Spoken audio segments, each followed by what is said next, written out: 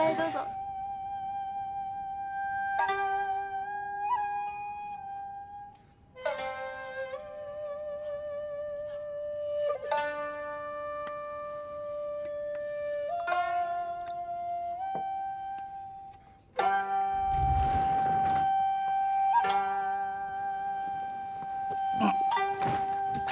你谁呀你？国防部2厅。失礼いたします。找我什么事儿啊？徐先生，听说你从保密局侦防组于队长手上买了绝密情报。长官，我就是一个平民百姓，大字不识几个，我买情报干嘛呀？那就想请徐先生解释一下，为什么从你银行账户汇出的这笔账会落在于肖楠的户头上？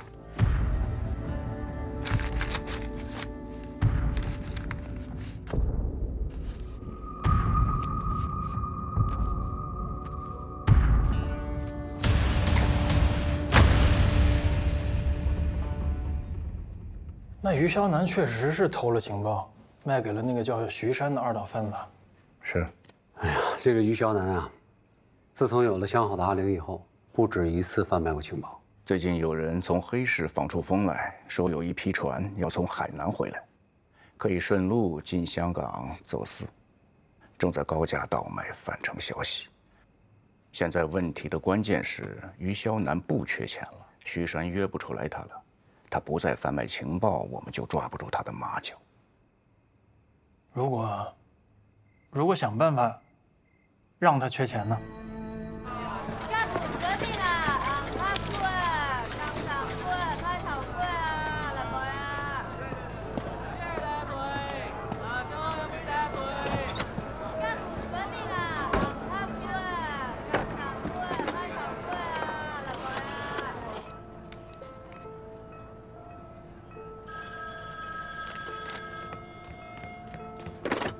喂，现在就是只要找到小男人，调包那些贩卖行情的证据，老板那边就有救了。但这小子突然按兵不动了，我们没法找证据啊。这个小男人不是想给那个谁买婚房吗？给他一点经济上的压力，看看能不能逼他露马脚。是，我们也是这么想的，只不过实施起来有点困难。你看需要我做什么？以您的身份，本来不应该让您出面的，但是现在最重要的就是把老板弄出来，所以只能麻烦您配合唱出戏。好的，好的，吕太太，那我们就斗公馆见啊！好，再见。昌昌回来了。哎，妈。夏经理，我们又见面了啊！是。上次我跟您说的爱国西路37号那个房子，我回去跟我先生商量了一下，我们很喜欢，还是决定买。所以呢，请您跟房东商量一下。好为难呀，太太，我上回跟您说过了，那个卖家是在保密局当差的，虽然只付了定金，但我也得罪不起呀。夏经理，不瞒您说啊，我是东南军政长官公署的家属，我的先生是上校处长。我不知道您说的那位买家他是保密局当什么差的，我看看可不可以让我先生跟他去商量一下。好为难呀！哎呀，你不用为难，您放心，违约金全我们来，只要房东同意。您看，我们的付款方式很好，是一次性付清啊，那总比他等着慢慢凑钱强吧？哎呀，太太，你的诚意真是，哎呀，我很想卖给你，可是你看，神仙太多了，这庙只有一个，我好为难呀。你说我得罪，我尽全力。夏经理，哎呀那个房子您先别卖，你不是全款吗？我也付得起，您再给我几天时间。你先坐，你看我说话都说不利索，你先坐，别急，咱琢磨琢磨这个事儿。你最快能多久全款？后天，后天我当面放在您面前，这样。嗨，我没好意思跟你说，那边卖家还加价了。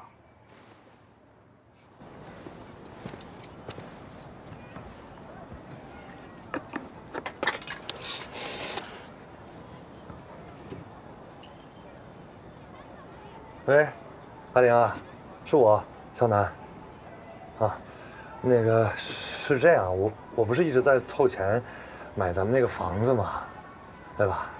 但是今天出了点小状况，就是房东说有一个人现在要全款买那套房子。那可不行啊，那可是我们的婚房，谁要都不能给啊。哎，你没有跟卖家说我们是保密局的吗？我肯定说了呀，但是对方是一个上校处长，然后房东那边他也不想得罪，他也不敢得罪嘛。你看这样行不行啊？就是我说给你那个彩礼啊，我能不能就是我先不给，然后我先把买房子的钱凑齐了再说，你看行不行？那怎么行？彩礼你可不能赖啊！你要是真没有彩礼的话，那婚就不用结了。我明白。那行，那个我彩礼钱1分都不会少给你的，我自己想办法。还有那个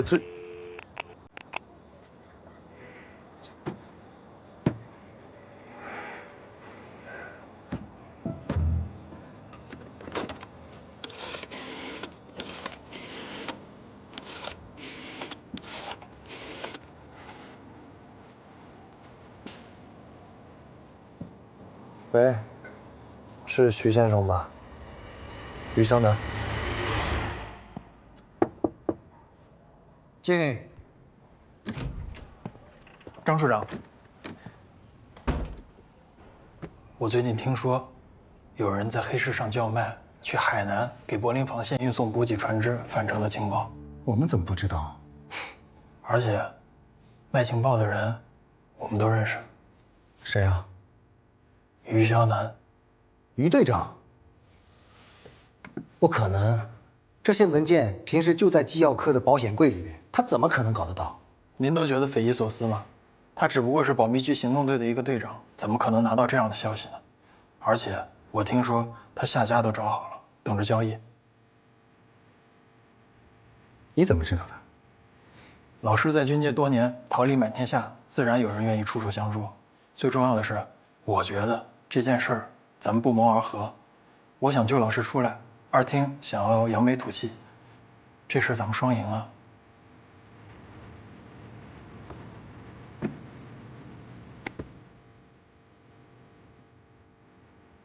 你想要做点什么？西门町华都大舞厅，明天上午9点。聂曦从国防部放出来之后，第一时间就去了吴公馆，然后又匆匆赶回了国防部宿舍。他难道什么都没有从吴公馆拿出来吗？可能他去吴公馆不是为了带走些什么东西，而是为了销毁些什么东西。好啊，我欣赏你这种思考问题的方式。如果这次真的能够坐实吴次长和聂曦的共谍身份，那么你渗透聂曦的任务就结束了，可以回正方组了。明天我们就应该可以收网抓于孝南了，是聂副官提供的线索，没想到他还真有办法。张处长，不是这个聂副官有办法，而是吴次长在军界树大根深，人脉甚广，再加上总裁对他的器重，愿意帮助他的人自然不少。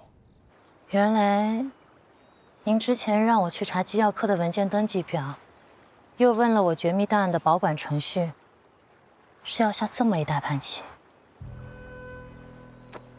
成败还未可知，如果成了，给你记头功。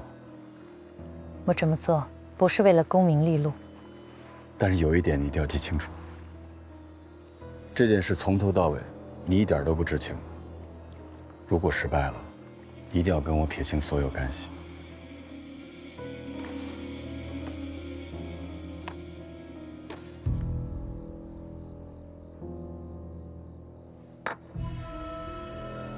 那这个于霄南是怎么拿到机要卷宗的呢？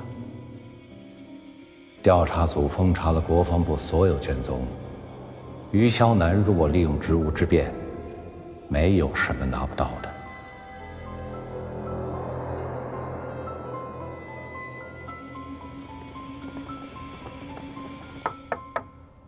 进。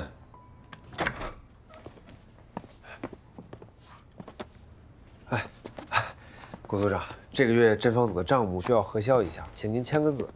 嗯。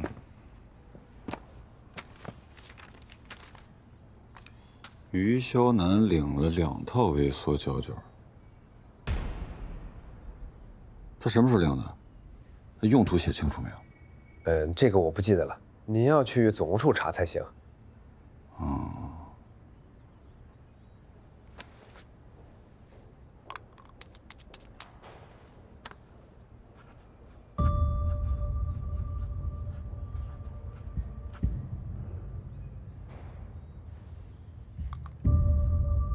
这份记录还有谁看过没？啊，昨天2厅的张处长来调阅过。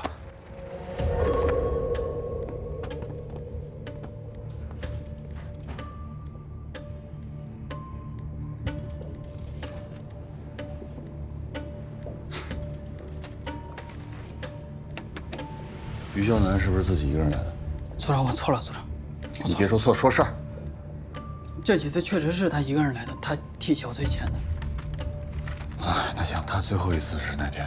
就是昨天晚上，他洗了好多照片，但是我不知道他洗的是什么。他不让我看，他说他是机密。算账。组长。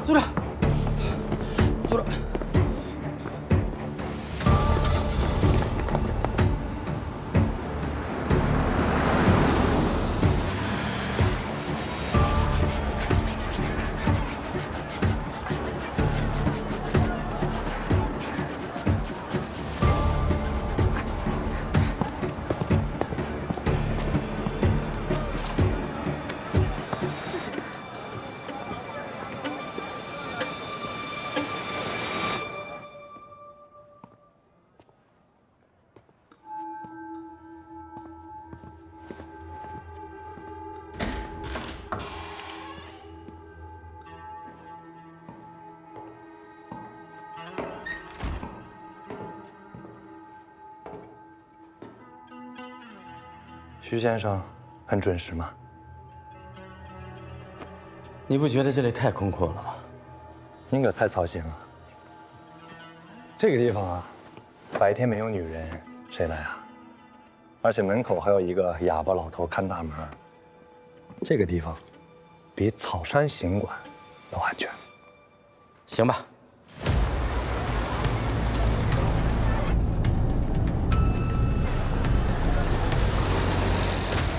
今天是个内部会议，保密局和2厅对海东青泄密的事情进行联合调查，已经进行了数日，但是意见一直不统一。建峰同志今天是专门来听取情况汇报的，大家各抒己见吧。我是来听海东青泄密案调查组的汇报工作，也想听听吴次长的个人看法。毛局长，你先开始吧。在调查组成立之初，我们第一时间封存了国防部内所有的涉密文件，并采用了国际上最新的检验技术，在作战厅机要科的海东青文件夹上发现了多枚指纹，其中就有吴次长。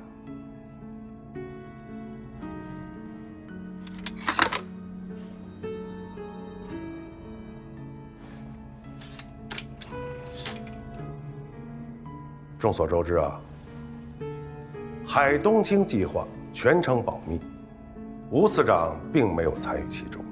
那么，在海东青计划的文件夹上，为什么会有吴次长的指纹？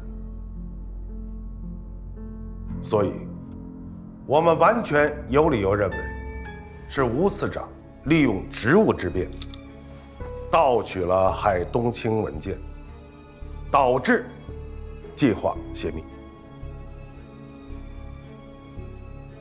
海东青计划在整个国防部只有我一个人知道，因此发生泄密事件之后，联合调查组对我本人以及整个国防部进行了彻查。段厅长，你是联合调查组的成员之一，把你的调查结果做一个汇报吧。是。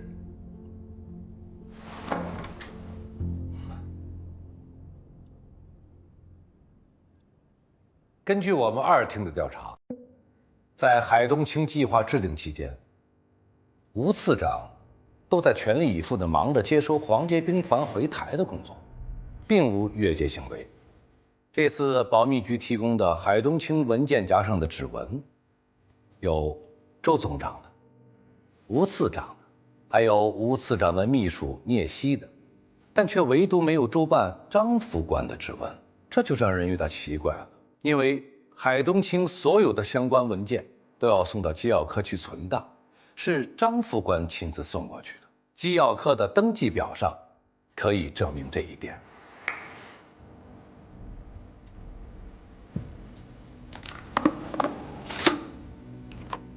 明明是海东青文件，为什么会没有张副官的指纹？这中间究竟有怎么样的蹊跷呢？所以在没有其他证据佐证是吴次长泄密之前，我们2厅认为，说是吴次长泄密，证据不充分。那吴次长的指纹怎么会出现在文件夹上？毛局长说的太对了，吴次长他的指纹确实出现在了不该出现的地方上。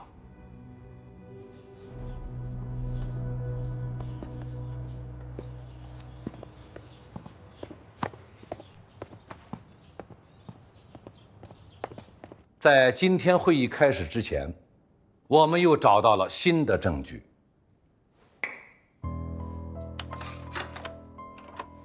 这封有着吴次长指纹的海东青文件夹上，我们有了非常大的发现。我们发现，在文件夹的内侧有书写的痕迹，踏出以后发现，竟然是吴次长的批语、签名，还有日期。这说明了吴次长曾垫着这份海东青文件夹签署了其他文件。有幸的是，他签署的其他文件也被我们找到了。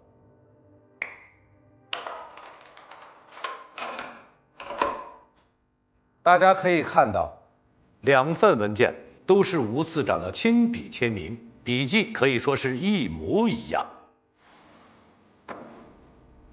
这是我拿皇杰兵团的文件夹垫给段厅长签的字，当时段厅长也在场。是，这怎么会出现在海东青文件夹上呢？难道是我当时偷看海东青文件的时候，胆大包天，拿海东青文件夹垫着给2厅签字吗？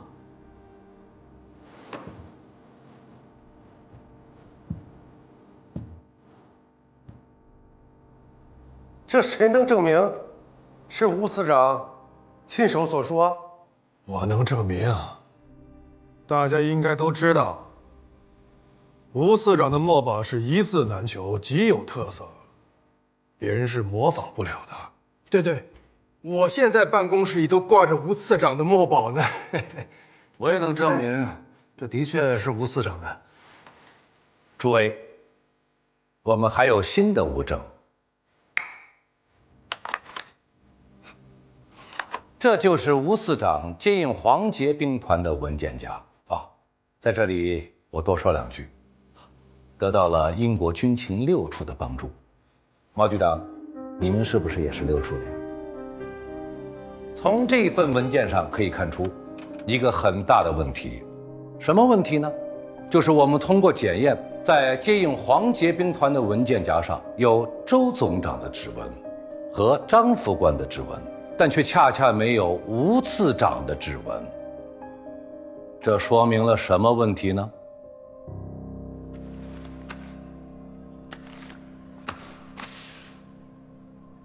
一共3张，不单卖。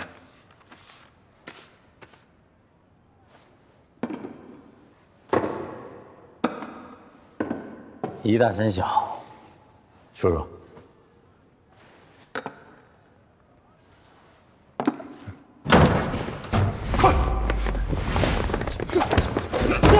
注意路，这松开！知道你们抓的是谁吗？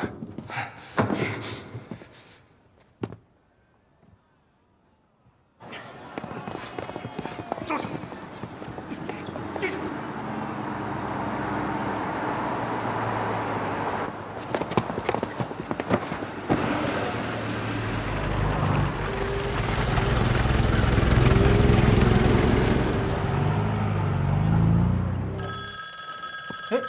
哎，我的，应该是我的。我是聂西。好。你是说有人故意调换了文件夹？哦，那2厅坐守地利人和之便，查到什么线索了吗？这个人谁呀？我们还没有找到，毛局长可要争取啊。不过毛局长分析的非常对，是什么人做的手脚呢？我们还在进一步的调查之中。综上所述，是有人将海东青文件夹和接应黄杰兵团文件夹进行了调换，以便混淆视听。会不会是故意栽赃陷害吴司长呢？此意不明。但是此计虽险，胜算却高，操作起来又方便。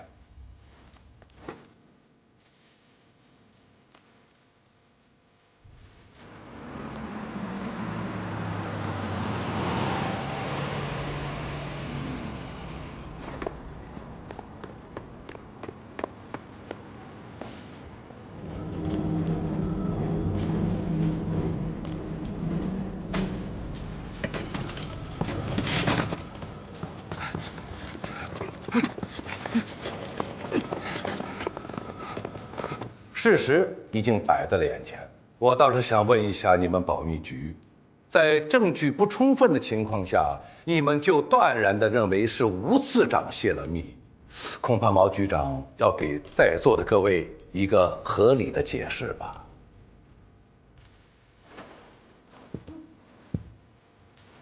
建峰同志，各位，2厅现在拿出了新的证据，证明我们保密局调查的不够彻底。希望能给我一定的时间，让我们来做补充调查。报告，吴司长副官聂西有重要情况。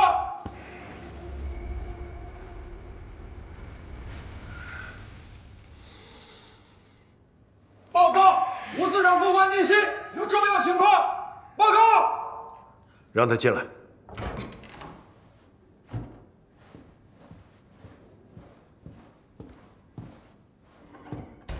报告各位长官，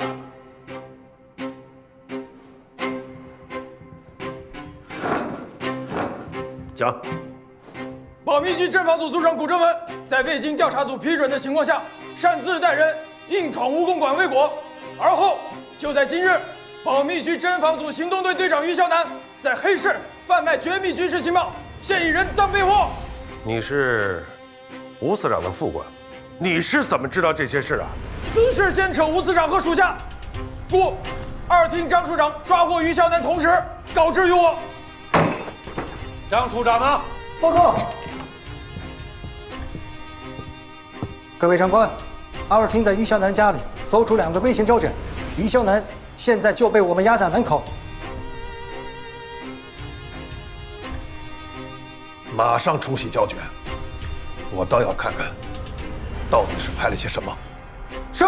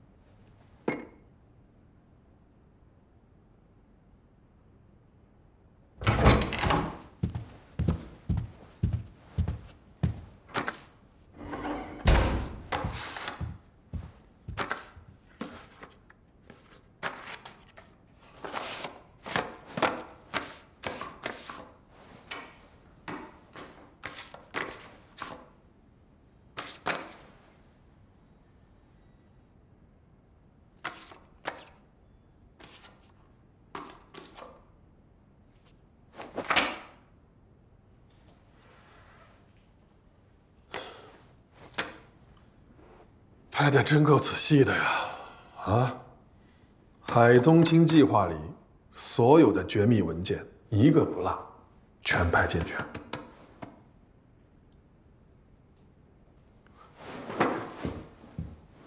剑锋同志，于萧南无视国法家规，我请求将这个于萧南就地正法。哎，你先坐下。王仁凤，你别坐。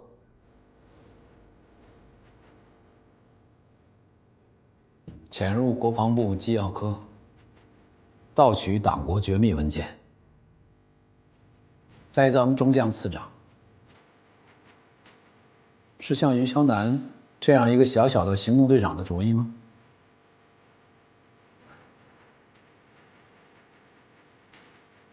王仁凤，你们保密局侦防组的组长是不是叫古正文？啊，是。本厅长，在，此事必须彻查。是，于萧南调换文件夹，栽赃陷害吴次长，偷拍并贩卖军事情报，致使海东青计划失败，罪不可赦，立即批捕，包括他的上司古正文，从即刻起解除对吴次长的监禁。保密局2厅联合调查组解散。散会。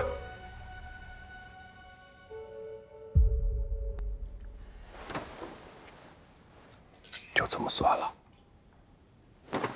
吴次长，让您受委屈了。感谢剑锋同志替属下周全，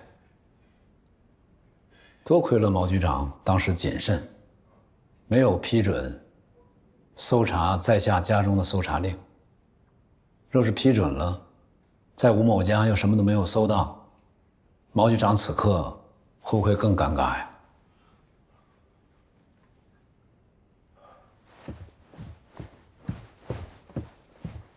吴次长，卑职管教属下不力，给您添麻烦了，我代表保密局郑重向您道歉。改日我亲自上门向次长夫人道歉。不必，吴某只有一事相求，拜托毛局长把我办公室的窃听器拆了。马上。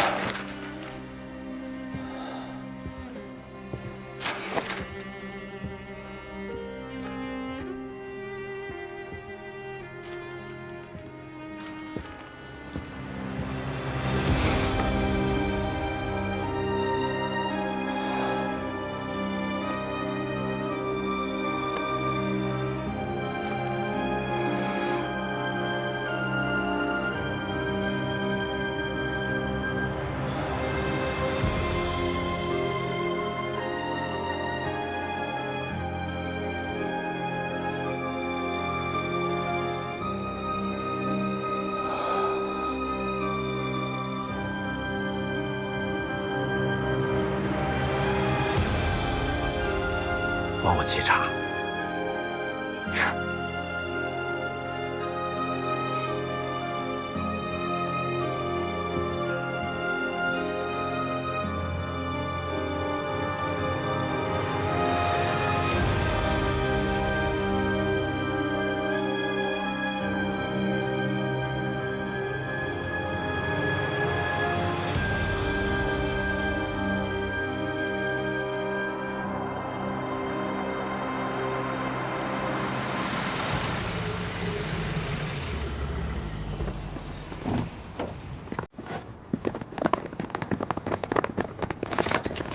哎，干胜了啊！张处长是有公干。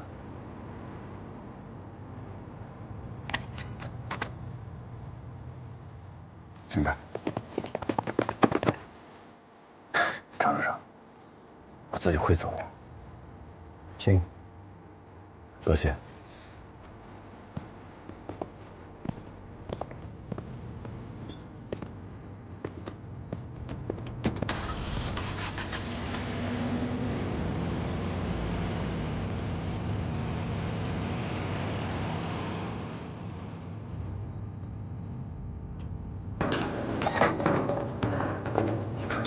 就是保密局泄露出去的。保密局的人居然干出这种事儿，真是下作，你说是不是？对呀。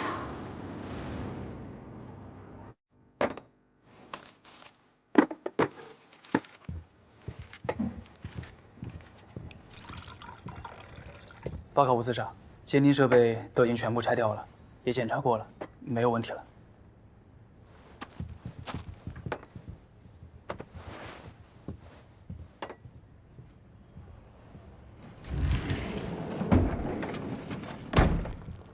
老师，我必须向您承认错误。什么错误？这次是你把我救出来的，何错之有啊？我不应该自己联系陈太太，增加了我们暴露的风险。但是当时确实也没有别的办法了。非常时期，这次也多亏了陈太太帮忙。一共几个错误啊？第二个错误，纪要科经常给我们送文件的那个文员叫黎晴，我觉得他不简单。我跟陈将军接头之后，发现他在山上茶屋附近吃面线糊，这个时间地点太蹊跷了。还有什么？还有就是我回头想想，自从他来了国防部，很多事情都太过巧合了。比如说上次那个封兵事件，我跟您说过的。我知道。但是这个黎晴又很奇怪，这一次古正文他们之所以没能进入蜈蚣馆，就是他帮我给阿美送了消息，阿美及时赶到，师母才把古正文拦在了门口。你还了解到他什么信息啊？我记得他过生日的时候跟我说过，他有个哥哥是飞行员，但是飞机被解放军击落了。如果真有其人，是不是能查到点什么消息啊？飞机被解放军击落了，什么时候？他没说。我记得您跟我说过，有一个率队起义的空军中队长，掩护战友的时候被击落了。何老不是还说他有个妹妹吗？会不会是他？现在不能这么确认。你要知道，我们了解的情况，他们情报机构也同样了解，不排除他们会利用这些信息。总之，这个黎晴疑点很多，你还是要多加防范，不妨多接触接触，看还能了解到什么信息。另外，我找一下王继福，了解一下空军那边的情况。明白。卫星相机和胶卷安全吗？安全。我从蜈蚣馆拿出来的时候就藏好了。没放在宿舍吧？没有。当时的情况，宿舍和办公室都太危险了。您放心，我尽快拿给您。再等等。上次于肖南溜进蜈蚣馆撬锁，也惊动了你师母。等我回去把锁修好了，再拿过来。好，我等您消息。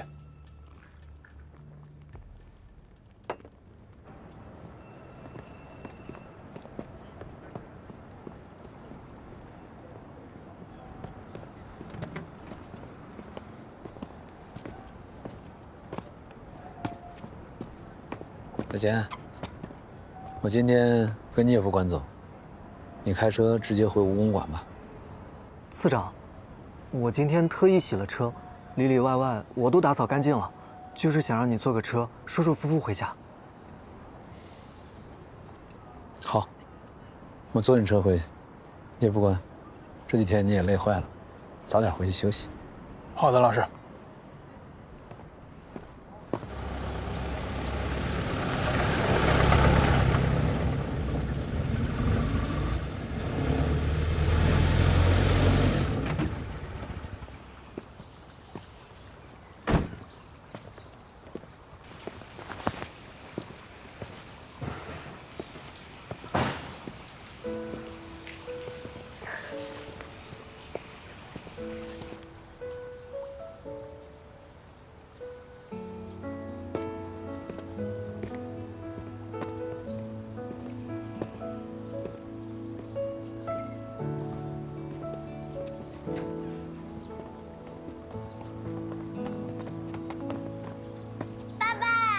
出差回来了，你给我带礼物了吗？带了。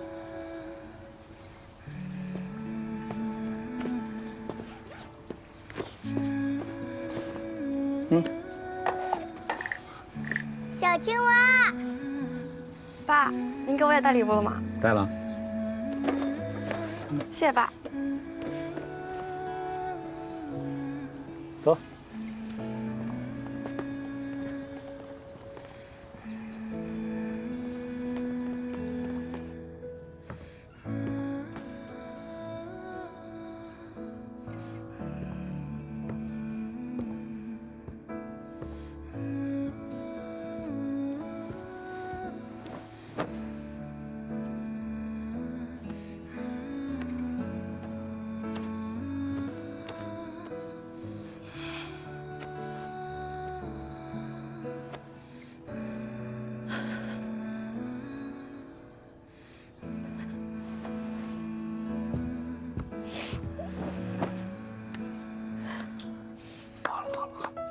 没事了，没事了。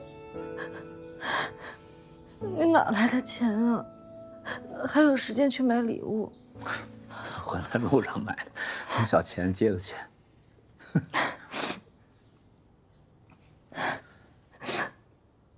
雨荨，我真的是有点后悔了。我当初真的不应该带着孩子跟你来台湾。闭嘴，不怪你啊。我现在才知道，当时老蒋是下了口谕的，像我这个级别的军官，家眷都必须一起跟着来台湾。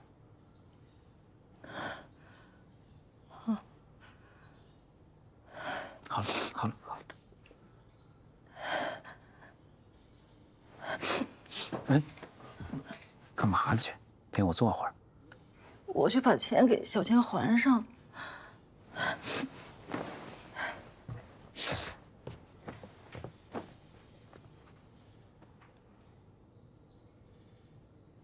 你们下手老是这么没轻没重的。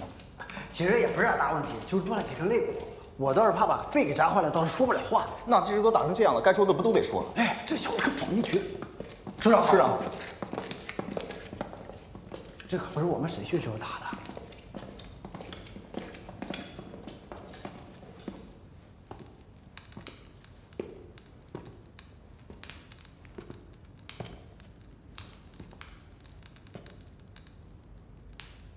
于队长，买你情报的徐山已经全部招了，人证物证都在。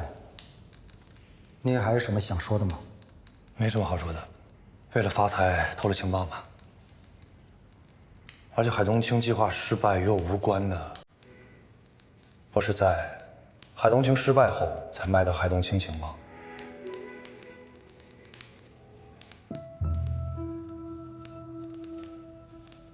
就这些吗？海东青文件夹被调包的事儿，跟你们组长一点关系都没有吗？我跟你说了很多遍了，你怎么就不信呢？我就是为了发财，可能是当时拍照的时候调换了位置，放置错了，跟我们侦防组没有任何的关系，是我个人所为。都什么时候了，你还包庇他？我包庇谁了？